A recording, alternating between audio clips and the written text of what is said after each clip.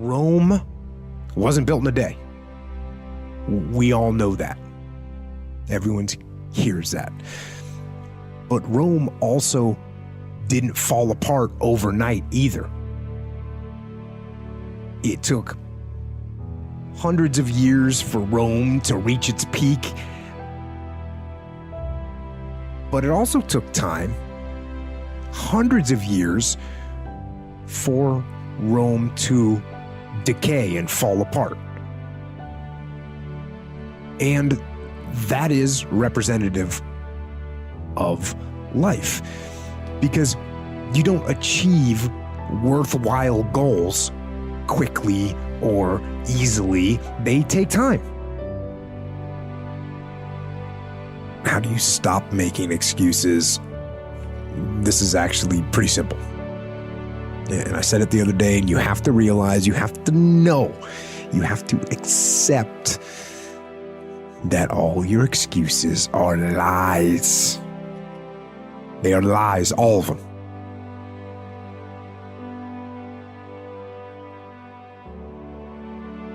So don't believe the lies, believe the truth. And the truth is, you have time. You have the skill, you have the knowledge and the support and the willpower and the discipline to get it done. So cast out the lies, burn them down, and listen to the truth, and live the truth, and go out and get it done. Self-help or self-management or self-improvement, I don't really like what those words have come to mean these days. Because there's a lot of people out there that are constantly trying to improve themselves by looking for the one change. The one change, right? The one change in their life that's going to make their dreams come true. And even worse, on top of that, there's a lot of people out there, a lot of self-help gurus and these hyperactive motivational speakers and these other self-appointed modern Zen yoga warriors that they're trying to sell the one thing. They're trying to sell the 9 steps or the enlightened path that's going to allow you to unlock all of your human potential and fulfill the dreams so you can live the life that you've always wanted to live. Getting better is a campaign.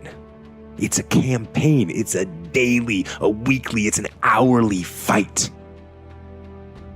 An incessant fight that doesn't stop against weakness and against temptation and against laziness. It's a campaign of discipline.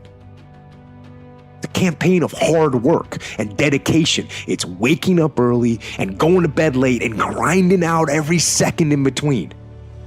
Every single day.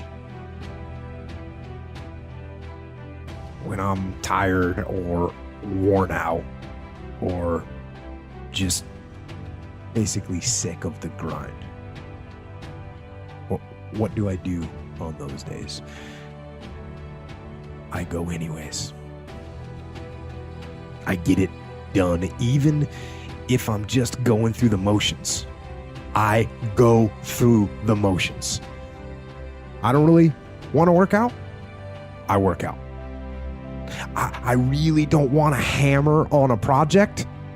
I hammer on the project.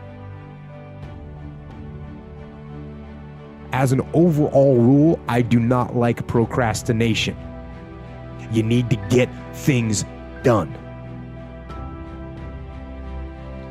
But if you are going to rest, that is one thing that you should procrastinate on. That's the one thing I want you to put off until tomorrow. And if, when tomorrow comes, you still feel like you need to rest or you need to take a break, then okay. But the chances are you won't. You won't need that rest. Chances are you will realize that the desire to rest was just weakness. It was just the desire to take the path of least resistance, the downhill path, the easy path. And by simply going through the motions, you overcame that path and you stayed on the righteous path.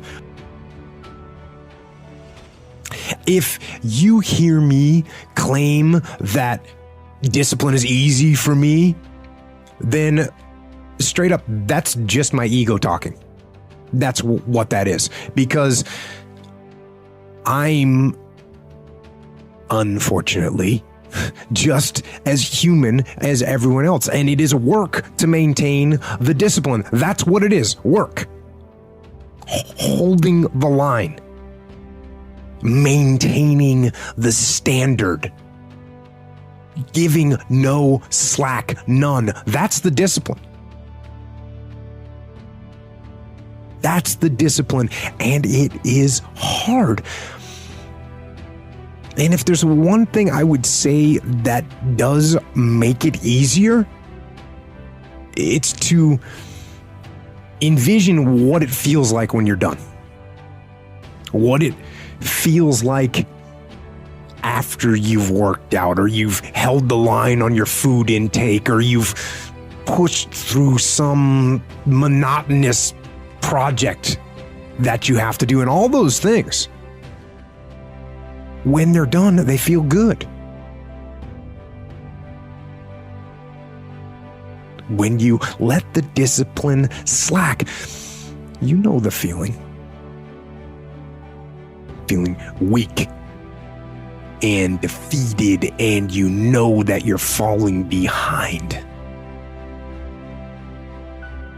So get to know those two different types of feelings and ask yourself which one you want to feel in 10 minutes or in a half an hour. When the thing is done, when the discipline has been implemented.